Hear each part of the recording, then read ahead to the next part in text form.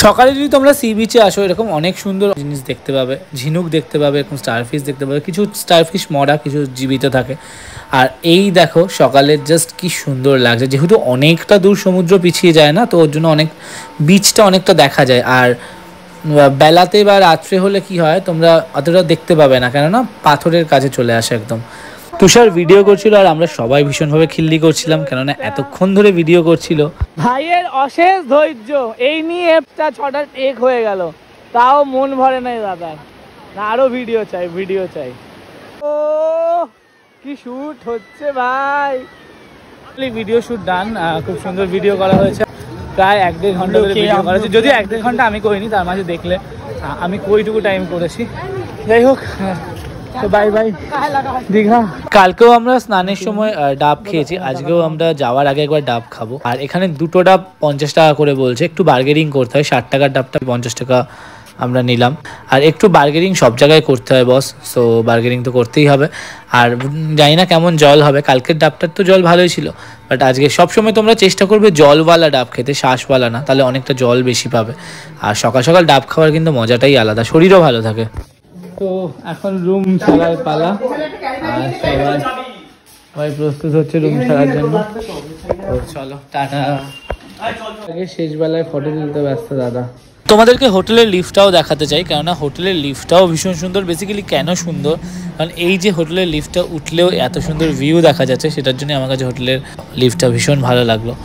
তোমরা কিন্তু এই হোটেলটাতে থাকতে পারো, আমি তো প্রেফার করব অবশ্যই থেকো, ভালো লাগবে। এদের ব্যবহারও খুব ভালো, বাঙালি হোটেল, ভিউও খুব সুন্দর, পরিষ্কার পরিচ্ছন্ন, নিট অ্যান্ড ক্লিন। বাট এই রুমটা আমরাই লাস্ট রইলাম, কারণ এরপর এটাকে নতুন করে করবে, নোনা ধরে গেছে, অনেক সমস্যা আছে তার জন্য। এরা নাকি কদিন পরপরই উপরের দিকের রুমগুলোকে ঠিক করে, কারণ যেহেতু সমুদ্রের পাড়ে। ধন্যবাদ দাদা, ঠিক আছে, একদম একদম একদম। তো এই হোটেলটাতে আমরা ছিলাম, এটা হলো জয়রাম। ও যারা যারা আসতে চাও অবশ্যই আসতে পারো, তোমাদের বলেছিলাম হোটেলের ডিটেল দেবো, তাই দিয়ে দিলাম। এটা জয়রাম, ঠিক একদম সি বিচের অপোজিটেই। এখানে যে কাউকে হোক জিজ্ঞেস করো, এখানে প্রচুর প্রচুর হোটেল আছে। আর জয়রামটা বেশ ভালো, এবং আমরা একটু কমে পেয়ে গেছিলাম যেহেতু অফ সিজন।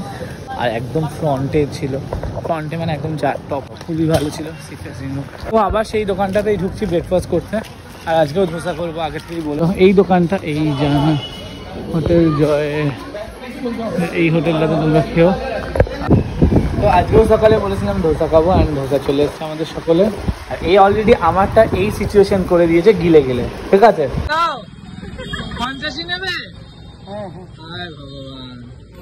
ঠিক আছে, না না না, ও মাঝখানে হোল্ড দিল আর এতক্ষণ পর 10 মিনিটের জন্য। আর এখানে এরা সব নেমেছে কিছু খাওয়ার জন্য। কি খাবি রে? এই চকলেট খাবি? দে খাওয়া। কি দুটো? তুই খাবি না?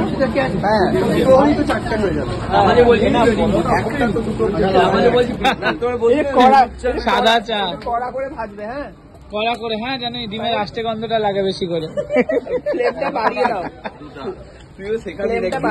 রান্না করতে হয়, একটু করে দে না, করে দে না। সত্যি আদৌ রান্না পারিস? তাহলে কত করে গো টাকা? 30 টাকা। কি কি নিচ্ছিস রে? এটা চিপস নিলাম, আর এটা চকলেট নেবো। কোন চকলেট? কি চিপস নিলা তুমি? এই চকলেট গুলো ভালো না খেতে। ভালো না? কোনটা ভালো হবে? কেন দাও?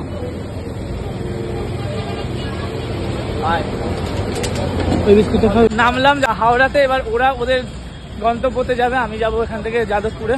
তো চলো টাটা সকলকে। হ্যাঁ, খুব ভালো হলো ট্রিপটা, এন্ড থ্যাংক ইউ তুষার দা এত সুন্দর ট্রিপটা করানোর জন্য, ঠিক আছে। আর অদ্রিশ দাকে, ঠিক আছে, টাটা।